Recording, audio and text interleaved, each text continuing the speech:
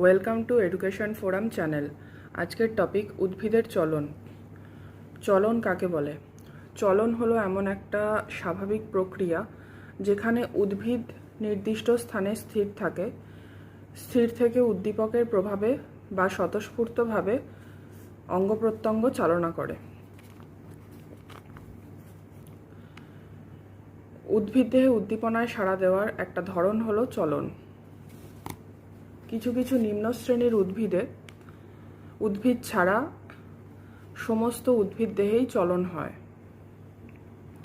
নিম্ন শ্রেণীর উদ্ভিদ যেরকম ক্ল্যামাইডোমোনাস, ভলভক্স ইত্যাদি, এই সমস্ত উদ্ভিদের গমন অঙ্গ থাকে সিলিয়া বা ফ্ল্যাজেলা, এর সাহায্যে এরা এক জায়গা থেকে আরেক জায়গায় যেতে পারে।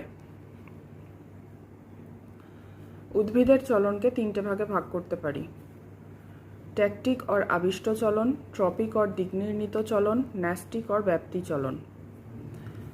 ট্রপিক और দিক নির্ণীত চলনকে আমরা তিনটে ভাগে ভাগ করতে পারি।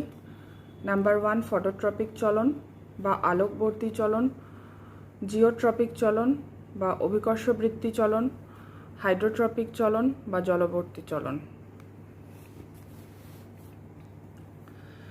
ট্যাকটিক চলন বা আবিষ্ট চলন বাইরের উদ্দীপকের প্রভাবে উদ্ভিদ বা উদ্ভিদঙ্গের যে স্থান পরিবর্তন হয় তাকেই ট্যাকটিক চলন বলা হয়। এই উদ্দীপক আলো হতে পারে, রাসায়নিক পদার্থ হতে পারে, উষ্ণতা হতে পারে। উদ্দীপক যখন আলো তখন সেই ট্যাকটিক চলনকে ফটোট্যাকটিক বলা হয়। আবার উদ্দীপক যখন উষ্ণতা তখন সেই ট্যাকটিক চলনকে থার্মোট্যাকটিক বলা হয়। আবার উদ্দীপক যখন রাসায়নিক পদার্থ তখন সেই ট্যাকটিক চলনকে কেমোট্যাকটিক বলা হয়। ট্রপিক চলন। ট্রপিক চলন হলো উদ্দীপকের উৎসের দিকে উদ্ভিদঙ্গের যে চলন হয় তাকে ট্রপিক চলন বলে। ট্রপিক চলনকে আমরা তিনটে ভাগে ভাগ করতে পারি: ফটোট্রপিক, জিওট্রপিক, হাইড্রোট্রপিক। ফটোট্রপিক বা আলোকবৃত্তি চলন কাকে বলে? আলোক উৎসের দিকে উদ্ভিদঙ্গের যে চলন হয় তাকে বলা হয় ফটোট্রপিক চলন। এক্ষেত্রে দেখো, উদ্ভিদের কাণ্ড আলোক অনুকূলবর্তী, মূল আলোক প্রতিকূলবর্তী অর্থাৎ আলোর বিপরীত দিকে থাকে, পাতা আলোক তির্যক আলোকবর্তী কারণ আলোক রশ্মির সাথে তির্যকভাবে বাড়তে থাকে। অক্সিন হরমোনের প্রভাবে এই ফটোট্রপিক বা আলোকবৃত্তি চলন ঘটে থাকে। ফটোট্রপিক চলনের পরীক্ষা আমরা কিভাবে করতে পারি?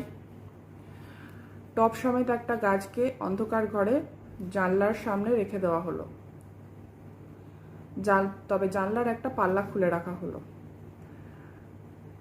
এইভাবে রাখলে দেখা যাবে যে গাছের কাণ্ডটা জানলার দিকে বেঁকে বৃদ্ধি পাচ্ছে। কেন বেঁকে বৃদ্ধি পাচ্ছে? কারণ কাণ্ডের আলোর প্রয়োজন, সেই জন্য সে জানলার দিকে বেঁকে বৃদ্ধি পাচ্ছে। এটা হচ্ছে ফটোট্রপিক চলনের পরীক্ষা। নেক্সট, জিওট্রপিক চলন আর অভিকর্ষ বৃত্তি। মাধ্যাকর্ষণ শক্তির প্রভাবে উদ্ভিদঙ্গের চলন যখন অভিকর্ষের গতিপথ অনুসারে হয় তখন সেটা জিওট্রপিক চলন, অর্থাৎ নিচের দিকে। যেমন এখানে আমাদের উদাহরণ হচ্ছে মূলের চলন, অভিকর্ষ বৃত্তি, কারণ মূলের চলন সবসময় নিচের দিকে হয়। আর কাণ্ডের চলন হচ্ছে অভিকর্ষের উল্টো দিকে, অর্থাৎ প্রতিকূল অভিকর্ষ বৃত্তি কাণ্ডের চলন। জিওট্রপিক চলন আমরা কিভাবে পরীক্ষা করব? একটা পেট্রি ডিশে ভিজে তুলো রেখে দিলাম, এর ওপর কয়েকটা অঙ্কুরিত ছোলা পিনের সাহায্যে আটকে দেওয়া হলো। এবার পেট্রি ডিশটাকে সেলোটেপের সাহায্যে টেবিলের ওপর খাড়াভাবে রেখে দেওয়া হলো। কয়েকদিন পর দেখা যাবে যে প্রত্যেকটা বীজের ভ্রূণমূল নিচের দিকে বৃদ্ধি পেয়েছে, কারণ মূল সবসময় নিচের দিকে থাকে। তাহলে এই পরীক্ষা থেকে কি প্রমাণিত হয়? এই পরীক্ষা থেকে প্রমাণিত হয় যে মূলের চলন অভিকর্ষ বৃত্তি। এবার নেক্সট হচ্ছে হাইড্রোট্রপিক চলন বা জলবৃত্তি। উদ্ভিদঙ্গের চলন যখন জলের উৎসের গতিপথ অনুসারে হয় তখন সেটা হাইড্রোট্রপিক চলন। হাইড্রোট্রপিক চলনের পরীক্ষা কিভাবে করা যাবে? একটা চালনিতে কিছু ভিজে কাঠের গুঁড়ো রেখে দেওয়া হলো। এবার এই কাঠের গুঁড়োর মধ্যে কয়েকটি ছোলা বা মটর বীজ রাখা হলো, রেখে চালনিটাকে ঝুলিয়ে দেওয়া হলো। এবার কয়েকদিন পর দেখা যাবে যে ওই বীজগুলো থেকে ভ্রূণমূল বেরিয়েছে। ভ্রূণমূলগুলো বেরিয়ে চালনির ছিদ্র দিয়ে নিচে ঝুলে আছে, নিচের দিকে ঝুলে আছে। আবার বেশ কিছুদিন পরে লক্ষ্য করলে দেখা যাবে যে ওই ভ্রূণমূলগুলোই আবার চালনির ছিদ্রের মধ্যে প্রবেশ করার চেষ্টা করছে। কেন? কারণ মূলের জলের জন্য তারা ওই চালনির ছিদ্রের ভেতর প্রবেশ করছে। কারণ এই পরীক্ষাতে প্রথমেই বলা হয়েছে যে ভিজে কাঠের গুঁড়ো দেওয়া হয়েছে চালনির মধ্যে, তো সেই জলের জন্য ভ্রূণমূলগুলো আবার বেঁকে চালনির ছিদ্রে প্রবেশ করছে। এই পরীক্ষা থেকে প্রমাণিত হয় যে মূলের চলন জলের অনুকূলবর্তী। ন্যাস্টিক চলন আর ব্যাপ্তি চলন।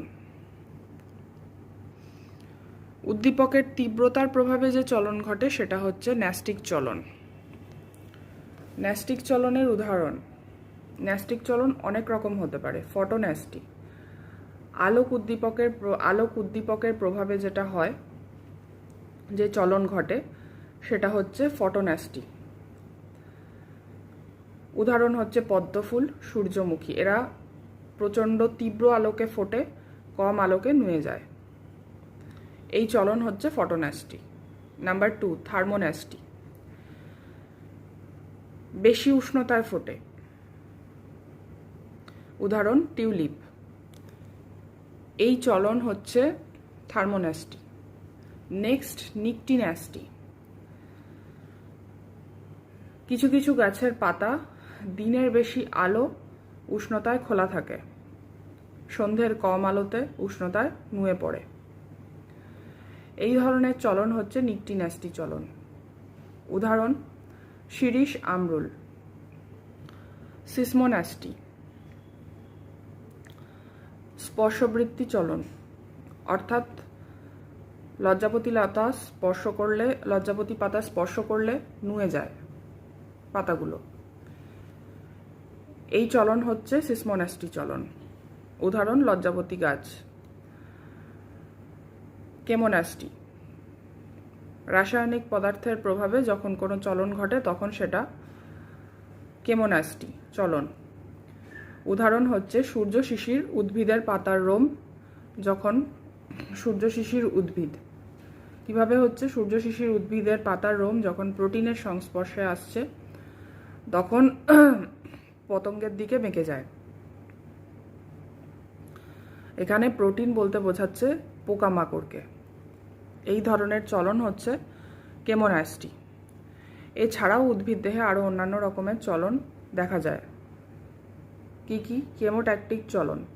রাসায়নিক পদার্থের প্রভাবে যখন উদ্ভিদ দেহের কোনো চলন ঘটে তখন তাকে কেমোট্যাকটিক বলা হয়। এক্সাম্পল কি? স্ত্রীধানী থেকে নিঃসৃত রাসায়নিক পদার্থের আকর্ষণে মস ইত্যাদি শুক্রাণুর চলন। নুটেশন বা বলন। কিছু কিছু উদ্ভিদ দেখবে কিছু কিছু উদ্ভিদের কাণ্ড আঁকাবাঁকা পথে বেড়ে ওঠে। এই ধরনের চলনকে বলা হয় নুটেশন বা বলন। উদাহরণ অপরাজিতা শিম। এপিন্যাস্টি। কিছু কিছু উদ্ভিদের পাতার বৃদ্ধির দ্বিতীয় ধাপে পাতার অঙ্কীয় তলের অনেক বেশি বৃদ্ধির ফলে গুটিয়ে থাকা পাতা টানটান হয়ে যায়। উদাহরণ কলা, কচু, ফার্ন ইত্যাদি। নেক্সট, সার্কামনুটেশন বা পরিবলন। কিছু কিছু উদ্ভিদের আকর্ষের অবলম্বনকে বেষ্টন করে যে চলন ঘটে সেটাই হলো সার্কামনুটেশন বা পরিবলন। উদাহরণ লাউ, কুমড়ো, উচ্ছে, মটর ইত্যাদি। হাইপোন্যাস্টি। কিছু কিছু উদ্ভিদ নতুন পাতা জন্মানোর সময় পাতাগুলোর পৃষ্ঠভাগের বৃদ্ধি বেশি বেড়ে যাওয়ার জন্য পাতাগুলো ভেতরের পৃষ্ঠের দিকে গুটিয়ে থাকে। এই ধরনের চলন হচ্ছে হাইপোন্যাস্টি। এক্সাম্পল কলা, কচু, ফার্ন। আজকের উদ্ভিদের চলন টপিক এইখানেই শেষ। যদি তোমাদের ভিডিওটা ভালো লেগে থাকে তাহলে লাইক করো, কমেন্টস করো, সাবস্ক্রাইব করো। যদি কোনো প্রশ্ন থাকে তাহলে কমেন্ট বক্সে অতি অবশ্যই জানিও। তোমরা সবাই ভালো থেকো, সুস্থ থেকো। ধন্যবাদ।